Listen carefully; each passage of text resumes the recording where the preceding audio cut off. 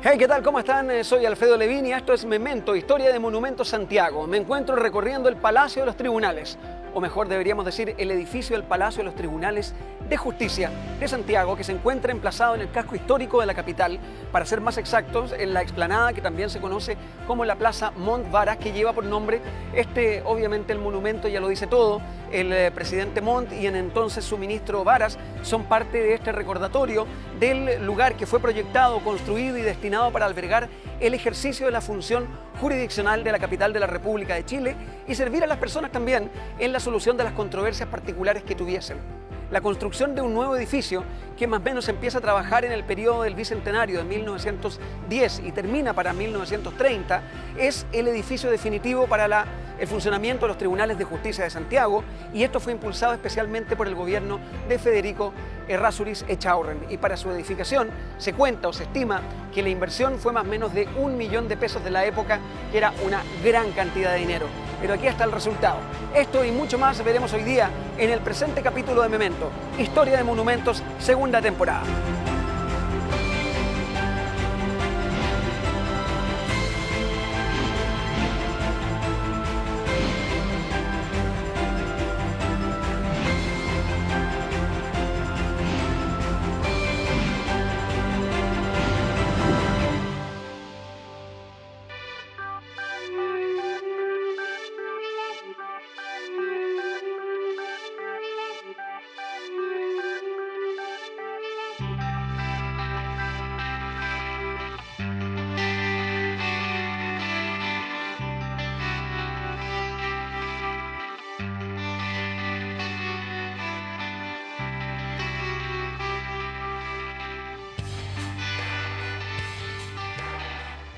El Palacio de los Tribunales de Justicia posee un estilo neoclásico tanto en su fachada como en el interior, de inspiración grecorromana, con fuerte influencia francesa. Fue construido utilizando ladrillos y adobe en su parte más antigua y de hormigón armado en la parte más nueva, que es la de 1930 en adelante, que es como el sistema completo, que es prácticamente la cuadra y también la manzana, que incluye a Morandé, a Bandera y, por cierto, compañía en el frontis más impresionante, que fue la misma idea o la imagen que tuvo en su cabeza el arquitecto y también artista francés Emilio Doyer, que junto a discípulos chilenos también trabajó en esto, aunque él no vio la visión realizada y terminada en 1930, porque Emilio Doyer murió en 1918. Esta era su concepción original: un palacio de 3 pisos o plantas más un zócalo o piso inferior, que es una de las cosas que se ha remozado en esta última década en el siglo XXI.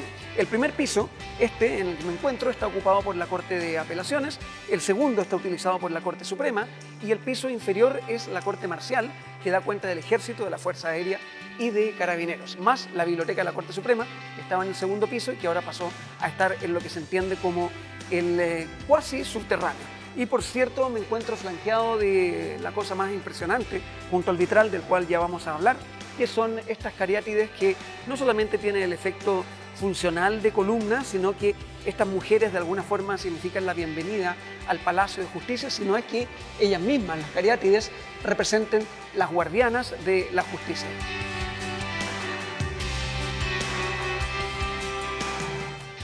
El Palacio de Tribunales de Justicia es uno de los inmuebles más representativos del estilo neoclásico francés en el país, manteniendo desde su creación esos aires parisinos tan típicos del Santiago de principios del siglo XX. En el lado oriente de este inmueble se encontraba el edificio del Palacio del Real Tribunal del Consulado, en el cual se celebró el Cabildo Abierto del 18 de septiembre de 1810, presidido por Mateo de Toro y Zambrano. Actualmente alberga a la Corte Suprema de Justicia de Chile, la Corte de Apelaciones de Santiago y la Corte Marcial del Ejército, Fuerza Aérea y Carabineros.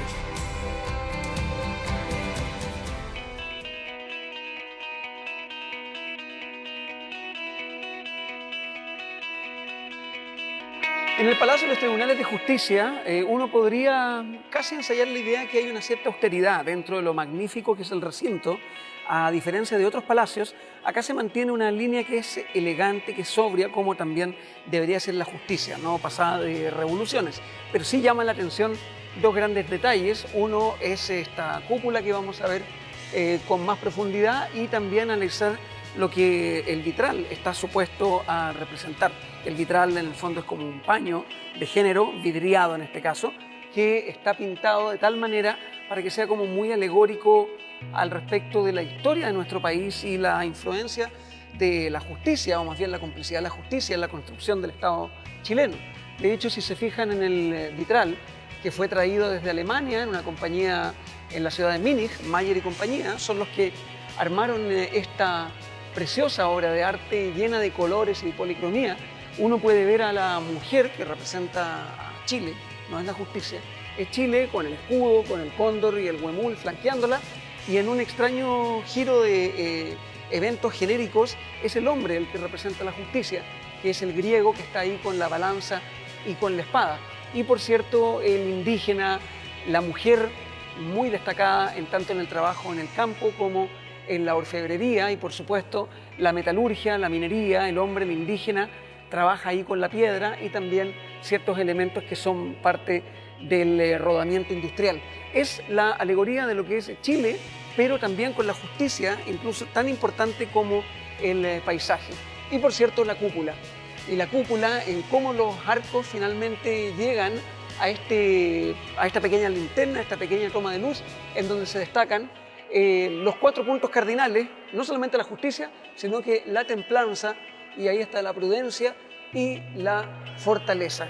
Y que por cierto, son los detalles que hacen de esto algo magnífico, pero al mismo tiempo algo para contemplar en admiración en tanto a su austeridad. Por cierto, austeridad palaciega.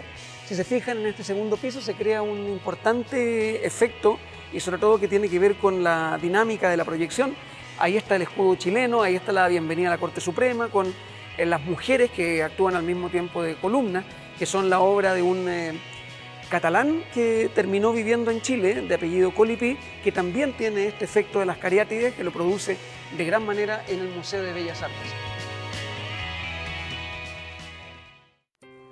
Me encuentro en el frontis y acceso principal del Palacio de los Tribunales de Justicia junto a Eduardo Escobar, historiador, bibliófilo, escritor, que también escribió un libro llamado Palacio de los Tribunales de Justicia de Santiago, su historia y su tiempo. Y por cierto, queríamos preguntarte, Eduardo, para partir, ¿cuál es la motivación? ¿Qué es lo que te lleva a escribir un libro acerca de este patrimonio histórico que nos rodea? Bueno, la principal motivación que tuve fue una idea de difundir nuestro escaso y rico patrimonio arquitectónico y cultural que tenemos, y que lamentablemente muchos palacios han desaparecido por el descuido de los propietarios, a veces por falta también de políticas públicas tendientes a preservar y conservar estos edificios históricos. 13C, con el auspicio de Polpaico, está presentando Memento, Historia de Monumentos.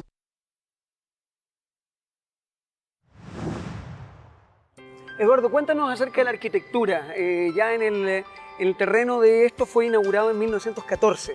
En 1914 se inauguró. Y el arquitecto, el hombre que de alguna forma lo plantea a principios del siglo XX, es un francés que luego avecinda en Chile. Exactamente. O sea, esto partió en el gobierno de Federico Errázuriz de Echaurren en 1900. Se llamó una licitación pública para proponer un nuevo Palacio de los Tribunales para que tuviera su sede definitiva, porque como tú hace un momento contabas, había sido como medio itinerante el recorrido del Poder Judicial.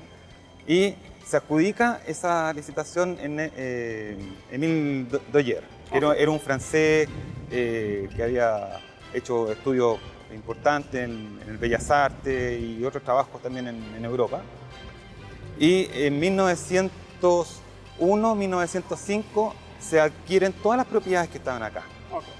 Y en 1905, a finales de 1905, 1906, empieza la primera etapa de construcción, que finaliza en 1914. Que es la etapa, más o menos, todo el frontis de la calle Compañía. Es el frontis hasta el pórtico de acceso al...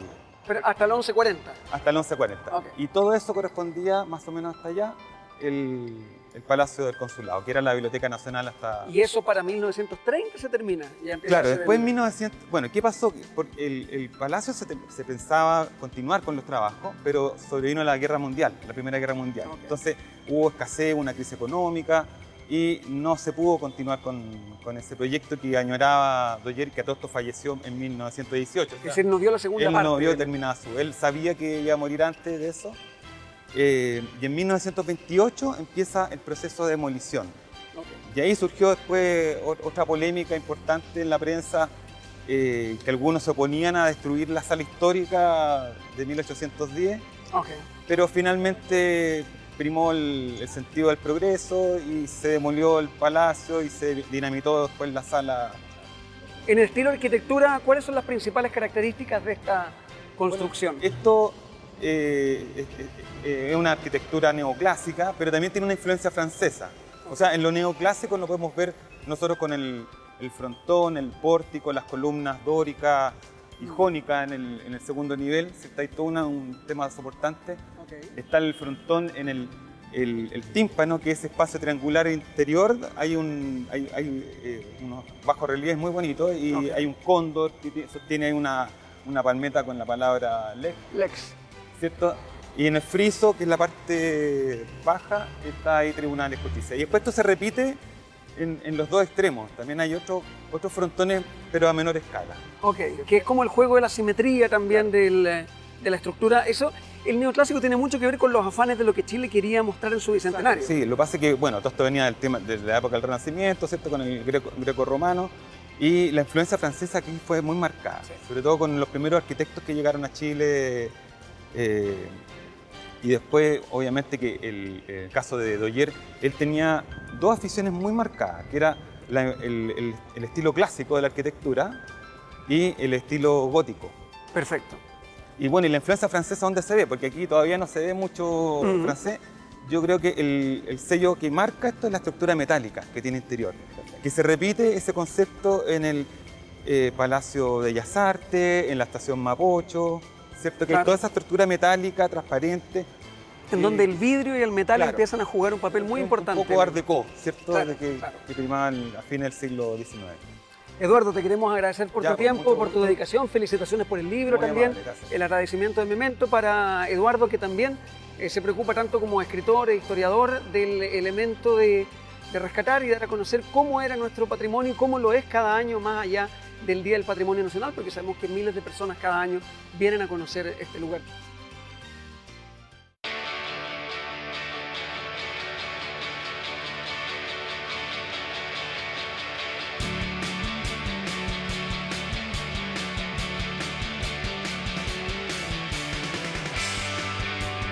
Entrando al Salón de Pleno, probablemente el lugar más sagrado del Palacio de Justicia, si se fijan, las gorgonas en las puertas también están por dentro.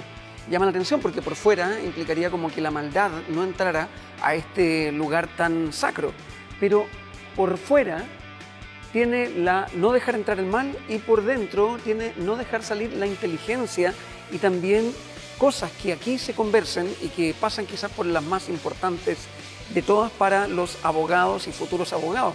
Los licenciados en ciencias jurídicas y sociales se convierten en abogados solo aquí. Si se fijan, ahí, más allá del simbolismo de las medusas, también está el elemento de los leones que flanquean a cada lado a los ministros, y los leones vienen a significar justamente la protección de alguna forma y la vigilancia sobre todo. Y las mujeres, que son las mismas caras que vimos abajo en las cariátides, que de alguna forma simbolizan la protección. Y el otro elemento que, atendiendo de que esto está desde 1930 en adelante funcionando, son los colores y la policromía de los vidrios, tal cual como el vitral, pero esto pretende ser la manera de manejar la entrada de la luz al salón. Y la entrada de la luz tiene varias cadencias, siendo particularmente especiales la del color amarillo, que también significaría un poco riqueza e inteligencia, y sobre todo la majestad del color púrpura, que es un detalle que da cuenta de cómo esta iluminación de afuera, que también podría ser otro tipo de inteligencia, ilumina a toda la gente que convive en este salón pleno del palacio, conociendo todo ese simbolismo.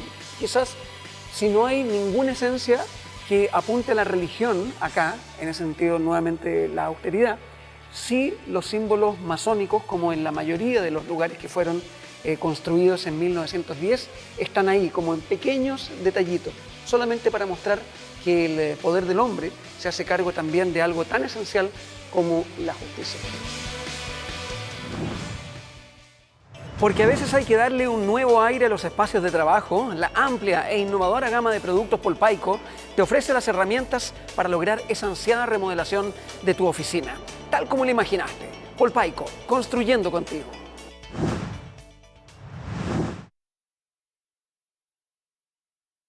13C, con el auspicio de Polpaico, está presentando Memento, Historia de Monumentos. Para hablarnos sobre la historia del Palacio de Tribunales de Justicia, invitamos a Verónica Rojas, encargada de visitas guiadas al Palacio, y que se va a referir más en detalle a una cosa que la gente no tiene del todo claro, Verónica, es la diferencia entre Corte Suprema, Corte de Apelaciones, Corte Marcial. Estas cosas funcionan acá. ¿Cuál es la diferencia de esos estamentos? Sí, mira, el Palacio de los Tribunales alberga estas tres cortes. La Corte Suprema, que es el organismo máximo en el Poder Judicial, es una corte de apelación o de casación, se llama, que es donde llegan todo este tipo de recursos, de apelaciones o casaciones, de cualquiera de las 17 cortes de apelaciones que hay en el país. A diferencia de la Corte de Apelaciones, que en este caso una de las 17 que está acá es la de Santiago, es donde las personas que tienen causa en los tribunales de primera instancia, que no han quedado conforme con algún fallo o con alguna resolución, pueden apelar y la Corte de Apelaciones revisa eso. Y la Corte Marcial es algo distinto, pero a la vez parecido con la Corte de Apelaciones porque es un tribunal de segunda instancia, donde se realizan las apelaciones, pero solamente con las causas que tengan competencia en Carabineros, Fuerza Aérea y Militar. No Marina. No Marina, porque existe una corte naval que está ubicada en Valparaíso y ellos ven lo que corresponde a ese tipo. Perfecto. Sí, el aspecto como de la gente pensaría el palacio, independiente que sea un palacio. Uno dice que es el lugar más lujoso para traer a los reos. Y aquí no se trabaja con eso. No, porque hasta acá no llegan los reos. De hecho, acá llegan las causas, sus abogados pueden venir y defenderlos, pero ellos no llegan hasta acá. Y esto de los números que llama harta la atención tiene que ver justamente con las causas. Exactamente. Donde hay una pizarrita como las que se visualizan al fondo, es porque hay una sala, que las salas están integradas por ministros, en este caso de que estamos en el primer piso de la Corte de Apelaciones, y el número indica la causa que se está viendo. Es llamativo porque es un sistema bastante antiguo que se utiliza. Por ejemplo, si la causa tiene el número 1 es porque se está viendo la causa número 1, y hay una persona encargada que cuando viene la causa número 2 saca el número y da 3 golpes en la pizarra. ¿Y eso es por preservar la tradición? Exactamente, sí. Y con eso el abogado que está siempre por ahí cerca escucha el sonido, sabe que viene la causa número 2 y que debe ingresar a alegar. Perfecto, si no llega es multado. Si no llega, claro, pierde su oportunidad de alegar y la causa se ve igual, que es como lo más importante. Es como faltar a clase. Exactamente. Es como no llegar a dar la prueba. Sí. Y el presidente de la sala tiene la facultad para multar al abogado que, habiéndose anunciado, no se presentó al alegato. Ok. A ver, aprovechando también la importancia de este lugar, el Palacio de Tribunales de Justicia más o menos se entregó ya como lo conocemos en 1930. Sí. Interiormente, a mí me da la impresión de que esto es estar como en 1930. Efectivamente no ha sufrido tantas modificaciones en la interna, en esto lo que entendemos, esta perspectiva. No, en la interna no ha tenido muchas modificaciones porque bueno, este edificio fue declarado patrimonio histórico nuestro y por lo mismo también las modificaciones tienen que ser autorizadas por el Consejo de Monumentos, así es que no es mucha la modificación de lo que tú puedes ver. Aquí estamos en la parte antigua, que justamente es lo que se terminó en 1930. Okay. El otro sector es la parte antigua, esta es la parte nueva, perdón, perfecto. La parte de 1930. Verónica, te queremos agradecer por esta pequeña visita guiada que también matizamos con imágenes de los lugares a los que estabas refiriendo y muchas gracias por recibirnos acá. No, de nada, un gusto haberlo recibido y dejamos invitada también a las personas que quieran venir a conocer nuestro edificio para que se acerquen, ya sea de forma a recorrerlo personalmente o si quieren también agendar un recorrido guiado con nosotros, nuestra página web lo pueden hacer. Perfecto, la visita y también la invitación ya está hecha por Verónica Rojas, acá encargada de visitas guiadas al Palacio de los Tribunales de Justicia.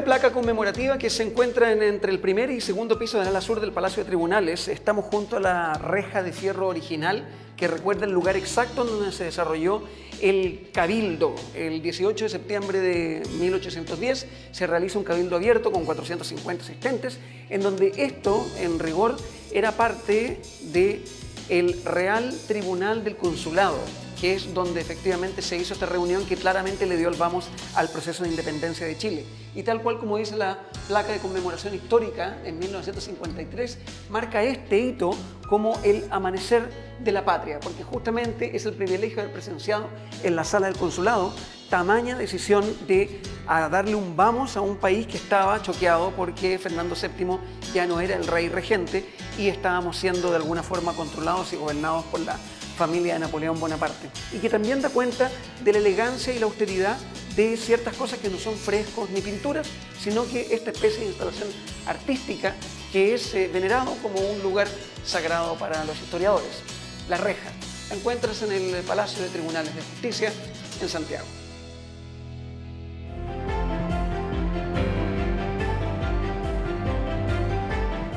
La construcción del Palacio de los Tribunales de Justicia fue proyectada hacia finales del siglo XIX, principios del siglo XX en realidad, para conmemorar el centenario de la República. El lugar fue entregado un poco después, en 1914, pero cumplió para todos los efectos con una celebración tan importante en donde entregaron, entre otras cosas, el Museo de Bellas Artes y también el ex Congreso Nacional, que es el Congreso Nacional de Santiago, que poéticamente enfrenta también al Palacio de los Tribunales de Justicia. Este edificio es un verdadero símbolo patrimonial del desarrollo del Estado de Chile y fue declarado monumento histórico en 1976. El año pasado, de hecho, más de 4.000 visitantes llegaron a este Palacio de Tribunales el Día del Patrimonio Nacional, y nosotros en Memento nos sentimos un poco responsables de hacer patrimonio todas las semanas y todos los días si es posible. Haciendo un poco de historia, me despido. Soy Alfredo Levín y los invito a un próximo capítulo de Memento, Historia de Monumentos, segunda temporada Santiago. Chao, hasta la próxima.